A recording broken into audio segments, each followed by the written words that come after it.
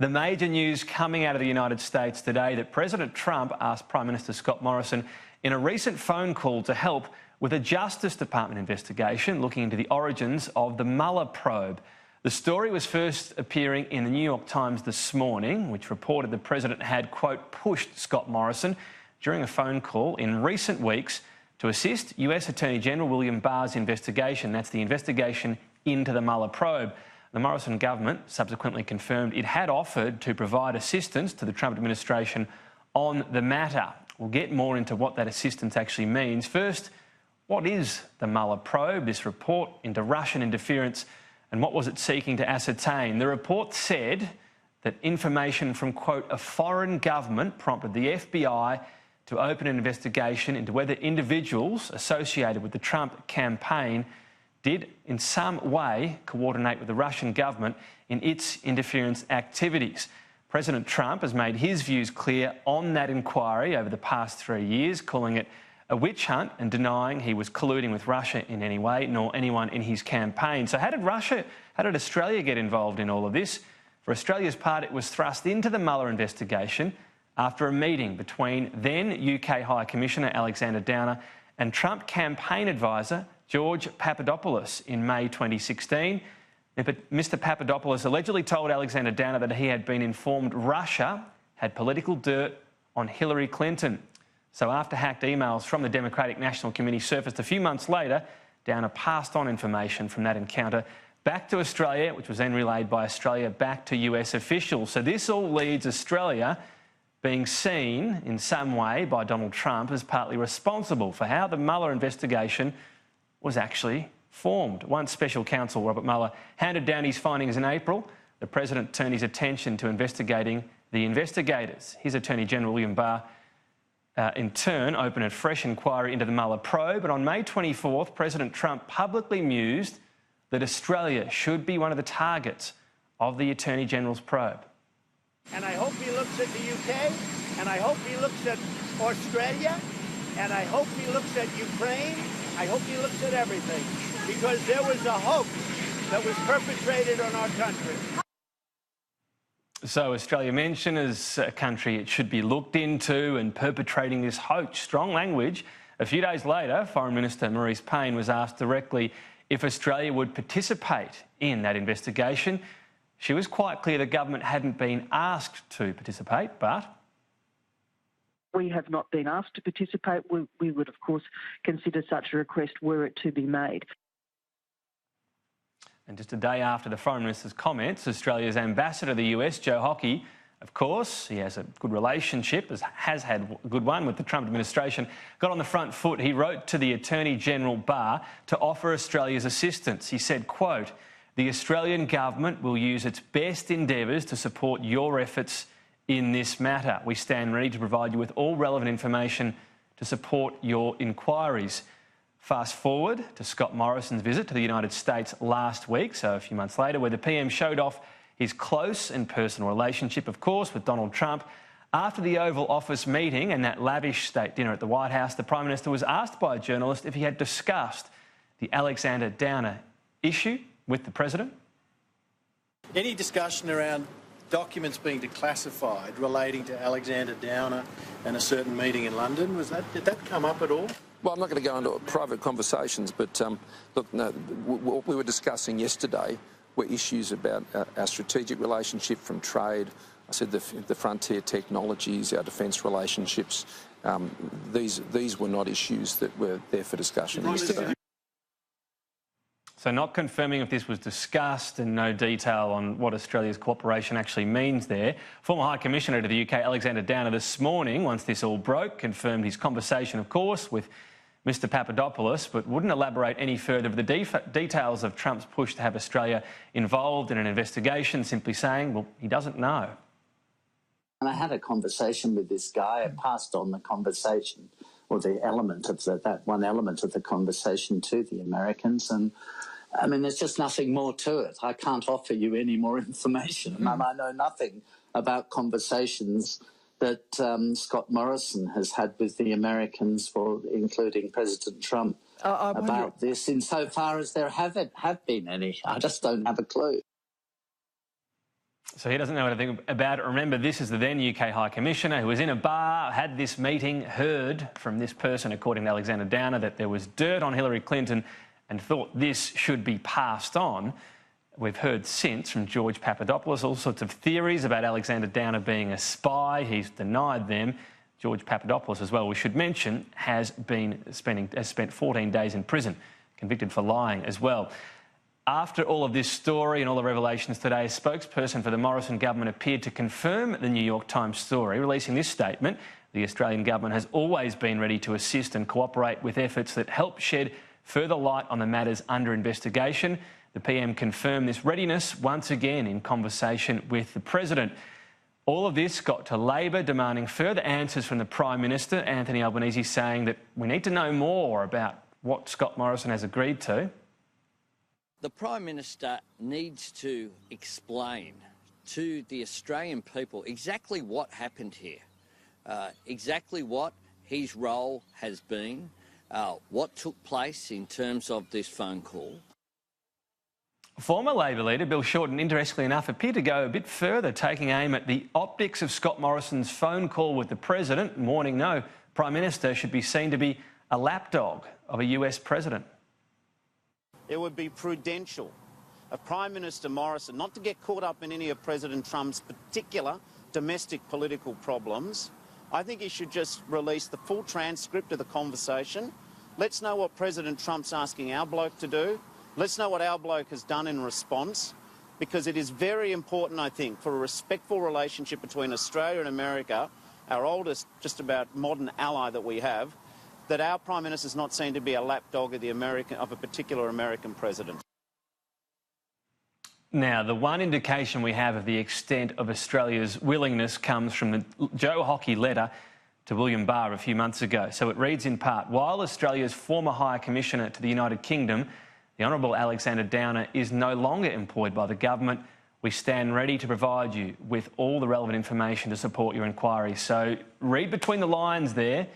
It appears that Australia might not have agreed to going beyond perhaps just confirming and providing some information.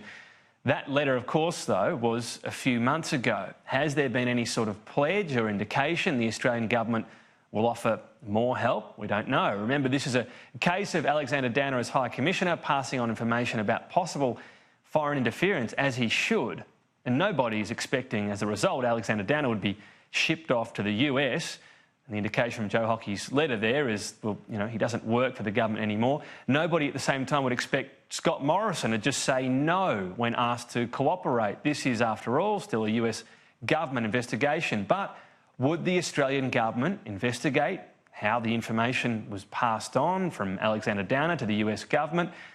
It would be investigating, essentially, its own intelligence network, in effect. To what extent can the Australian government also be seen to be getting involved in a highly politically charged inquiry? Donald Trump wants to undermine the Mueller inquiry as much as he can. That much is obvious. So Scott Morrison will be asked plenty of questions about this.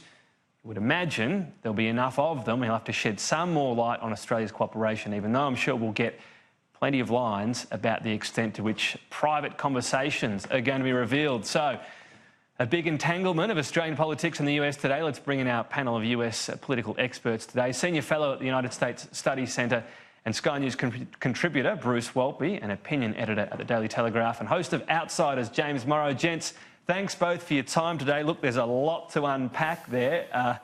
Why don't we start with the government inquiry here and the extent, Bruce Waltby, to which Scott Morrison could ever just say no to this? I mean, when he's asked by Donald Trump, it is still a government investigation. He couldn't say no dice, could he? Good afternoon, Tom. And James, great to see you again. There's no reason for the Prime Minister to say no.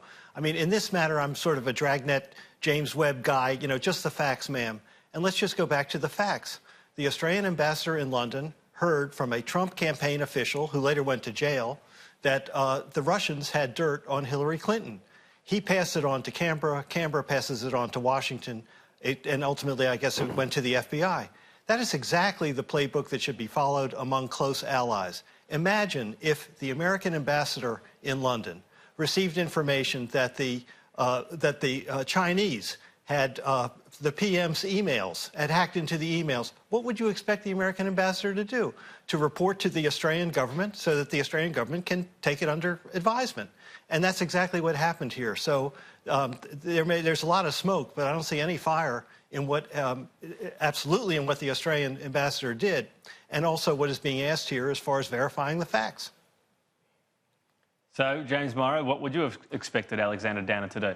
My God, look at this. I'm actually in agreement with my good friend Bruce Wolpe here on this today. Although I think he might disagree with some of the things I'm about to say. But yeah, look, the United States and Australia, two of the closest allies on earth. We cooperate on any number of things, diplomatic things, criminal things, military things. The idea that there would be an investigation in the United States that might involve Australia and this conversation between Alexander Downer and George Papadopoulos, well, of course, if there's an investigation there, we can provide that information. I think it was really, really churlish of Scott Morrison and Anthony Albanese today to act like this was somehow an inappropriate thing to be doing. I mean, they are acting, and in fact, I got to say, a lot of the commentary I've seen around this seems to be almost suggesting that, Trump is an illegitimate president. So while you might cooperate with the American government, you don't want to be seen to be too close to this guy. But I think that that's not really fair. And I think that we also need to remember, it's not so much about delegitimizing the Mueller investigation per se. The Mueller investigation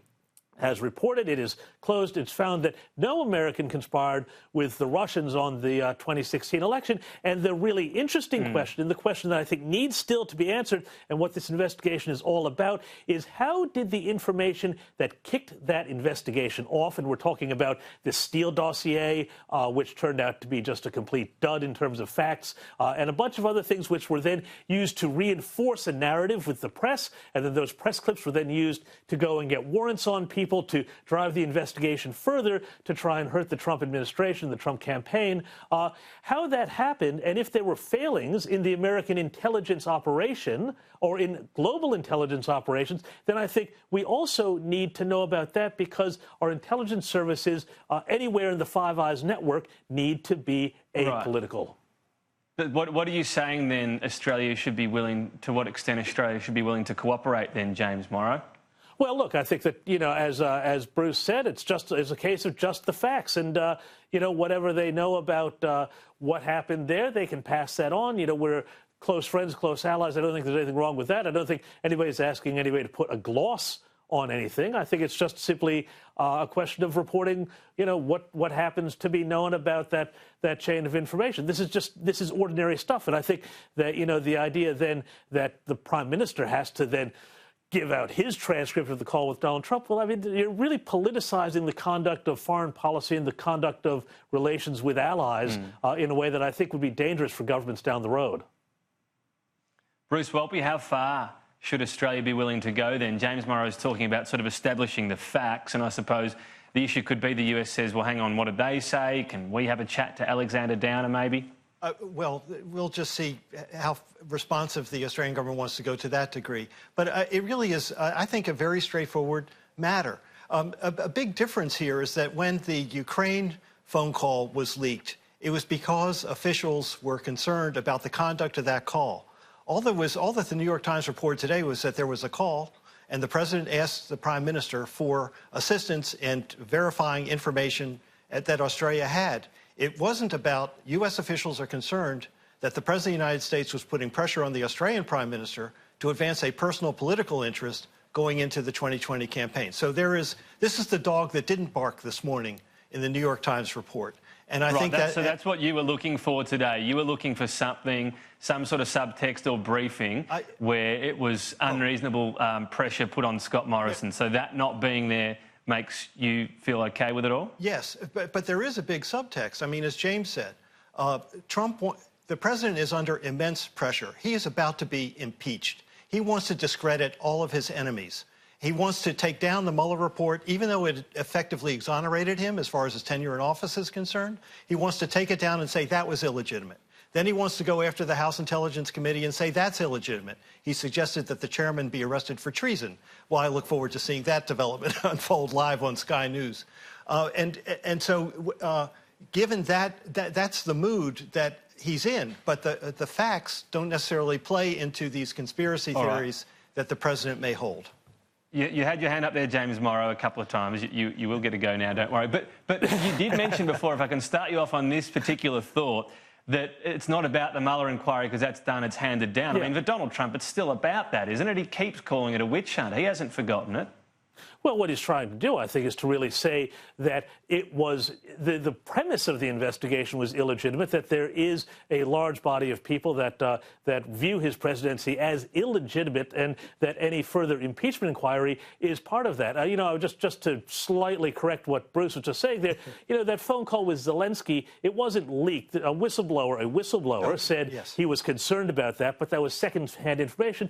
That's why the Trump administration themselves released it. So it wasn't a case of stonewalling there. And just in terms of Adam Schiff, who's the House Intelligence Committee chair, he has a record, I think, of going out further than what the facts wind up showing. And so we wind up in these situations where you and me and Bruce are all talking about things that, you know, say, oh, my God, this is a terrible thing that's happened. And, you know, Adam Schiff says this and says that. But then, you know, when the actual facts come about, there's not actually the fire that we're looking for. So I think everybody just needs to calm down, take a breath. We have an American president, properly elected. We have a prime minister here, and let that all work itself out.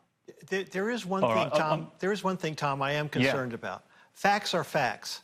Now, if after being presented with the facts, the president comes to believe that there was a conspiracy among Australians to interfere with his presidential campaign in 2016, that would create a political problem between Washington and Canberra. Well, it would, but we heard this initial one line about Australia from Bruce Walpy, but we haven't heard anything since. I mean, if he still thought that, you would have thought Donald Trump would mention it, probably out loud to reporters, to be honest, in that last trip, right, if that was preoccupying his mind. No, I think because Ukraine hadn't happened then, so now this is sort of top of mind.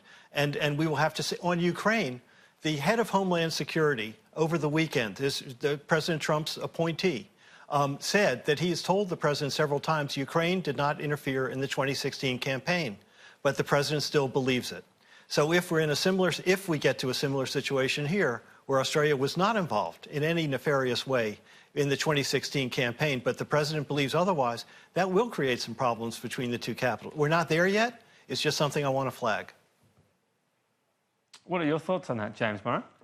Well, look, I think, you know, I think that Donald Trump, I think even Bruce would agree that he could make a separation between a former foreign minister, a former high commissioner to London, and the people who are currently in the lodge in Canberra, and that, you know, they're two fairly different sort of groups of people there. So I think, you know, in terms of if something happened, you know, I'm not saying anything did or didn't, but if something happened back in 2016, that's a long way back to 2019 here. So I don't see any indication of any sort of enmity between the two capitals. So I'm not terribly concerned about that in terms of Australian-U.S. relations, because I just don't think that that Donald Trump would see Scott Morrison or his team as having anything to do with all of that. And in fact, as we saw with the letter in May between Joe Hockey and the Attorney General Barr, that preceded and flagged all of this. So really talking about just a conversation that followed up on a letter that was back in May. So, you know, in terms of that cooperation, I think I'm not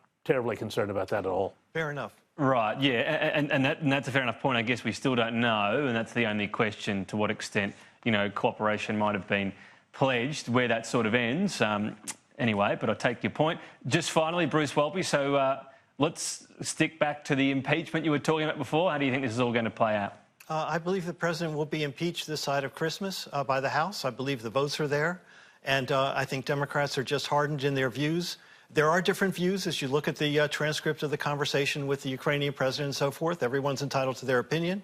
But I think the Democrats are firming up to say that this was a violation of the president's oath of office.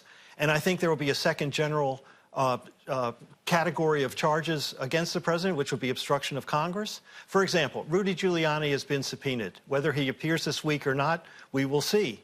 Now, when the Judiciary Committee was examining things, delay served the president's interests. Here, we're now in a situation where Chairman Schiff and others will say, fine, you don't want to provide witnesses, you don't want to provide documents. Well, that's obstruction of Congress, and that will be an article of impeachment. So the leverage has just shifted, and we're going to go down that road. James Morrow, to return to that within this topic of impeachment, that Ukrainian call, it always seems like there's something for everybody when you're looking at a Donald Trump story. There was no quid pro quo but he did talk about a favour. Yeah, well, look, I mean, again, this was, the conduct of foreign policy. This was a discussion between two leaders here. But I just want to go back and pick up something that Bruce was saying about the Democrats in Congress. I really do think, genuinely, as a political thing, this is a losing game for the Democrats. You know, they're heading into 2020 without any opinion firming behind, I think, a candidate who is really electable in the general. You know, you've got a lot of problems with Joe Biden. Elizabeth Warren is everyone's favorite second candidate. But, you know, we don't see the Democrats. I think the Democrats really are in a panic mode right now, and that's why they're pushing the impeachment button so hard. But I think ordinary Democrats, and the Associated Press had a good report on this the other day, out in the country have a lot of qualms and a lot of concerns about this. This may hurt them in the midterm elections, but I think it's also going to hurt them in the general election because, you know, we don't see Congress pushing the big programs that the Democratic candidates are talking about. We just see them talking about impeachment and driving the country apart. I guess it's what is going to get Democrats turning out and voting is going to be a key question here. James Morrow, Bruce Waltby, appreciate your time. Thank you. Thank you, Tom. Thank you.